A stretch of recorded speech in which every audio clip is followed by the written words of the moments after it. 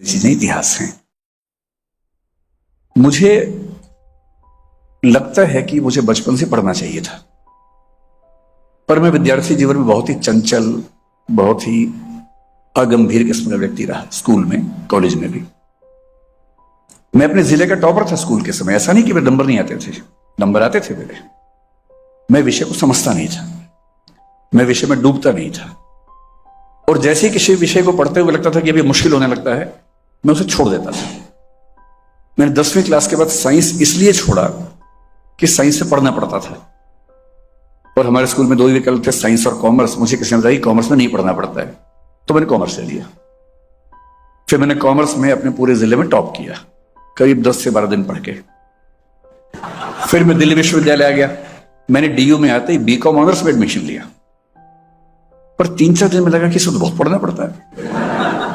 मंडल commission उसी समय आया था, आंदोलन का माहौल था जो मुझे प्रिय था बहुत ज्यादा। मुझे ज्यादा अच्छा लगता था कि बस के पीछे टंग के जा रहे हैं, बस का शीशा तोड़ दिया, टायर में आग लगा दी, और नारे लगाए सड़क के ऊपर, पुलिस आई तो भागे वहां से बच के। वो सब ज्यादा मुझे उसकी रुचि थी, क्योंकि मेरा अकेला उद्देश्य डूसू प्रेसिडेंट बनना था और उसके बाद भारत के प्रधानमंत्री बनना था। उस समय उस बाल मन की बात है जो 17 साल का था, तब की बात मैं कर रहा हूं। तो बीकॉम में उसे पढ़ना पड़ता था। तो फिर मैंने एक बहुत ठोस बहाना सोचा, और मैंने अपने अध्यापक से कहा कि सर मुझे यूपीएससी देना है, और उसमें मैंने सुना कि हिस्ट्री बेहतर रहता है, और सीए तो मुझे बनना ही नहीं है। तो बोले अच्छा ऐसा है, तो फिर एक एप्लीकेशन लिखो। मैंने एप्लीकेशन लिखी।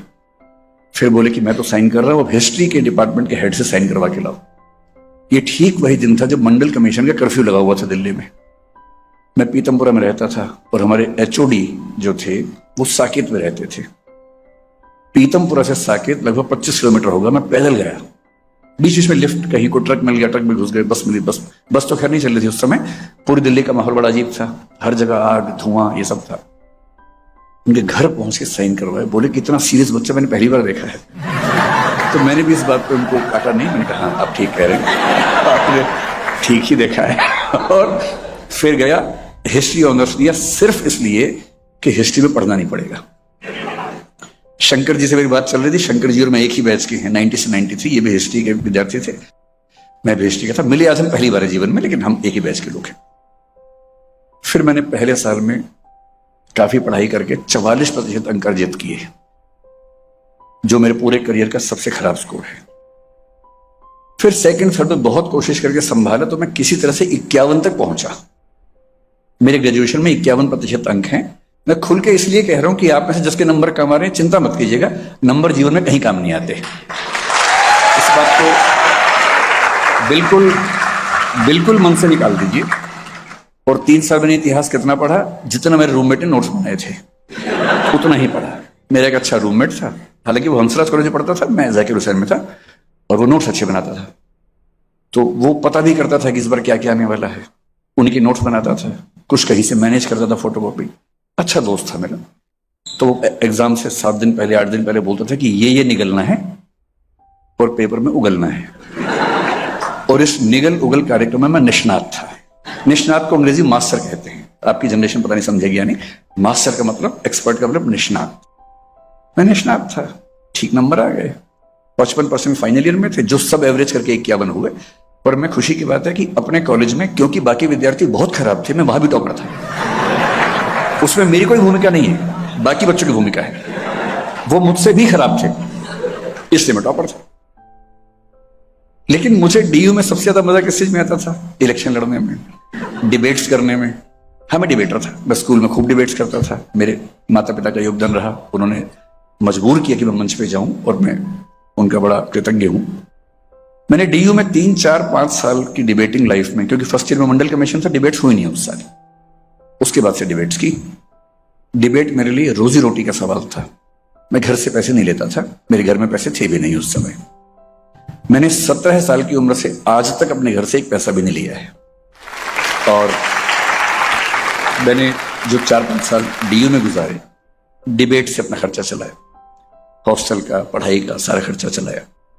ये मंच भी मुझे याद है कि मैंने यहां भी डिबेट जीती हुई है, इसी मंच पर जीती हुई है। और डीयू में लगभग लगभग हर कॉलेज में एक आध डिबेट मैंने जीती होगी, क्योंकि उसकी संख्या कुल मिला के 300-400 से कम नहीं थी 4-5 साल के डिबेटिंग करियर में। अब आप सोच के देखिए कि एक ऐसा अहंकारी व्यक्ति जो जहां जाता है डिबेट जीत जाता है, जिसको अपने बोलने पर इतना गुमान है, और माहौल भी ऐसा होता था कि अगर मैं डिबेट में गया तो बच्चे मान लेते थे कि अब सेकंड के लिए फाइट करनी है, फर्स्ट के लिए नहीं करनी है। ऐसा माहौल, और मुझे इसका अहंकार, गुरूर, ऊपर से एमए करते करते यूजीसी जेआरएफ हो गया था। भारत सरकार ने मान लिया था कि मैं विद्वान आदमी हूं। तो विद्वता का अहंकार गजब भरा हुआ था मेरे अंदर। पहला अटेम्प्ट 96 में देना था, मैं 21-21 साल का हुआ ही था उस समय। हॉस्टल में मजाक चलते थे हमारे दोस्तों के बीच में कि कोई अगर बहुत सीरियसली पढ़ रहा हो तो हम बोलते थे कि और ठीक से पढ़ो, सेकंड रैंक लाना है तुम्हें, क्योंकि फर्स्ट तो तय है, सेकंड ही तो मैक्सिमम अवेलेबल रैंक है, फर्स्ट तो है ही हमारा, उसमें कोई बात ही नहीं होनी है। ऐसा अहंकारी व्यक्ति 2 व्यक्तियों के दबाव में एक क्लास में घुसा है। आप पूरा सीन समझ पा रहे होंगे।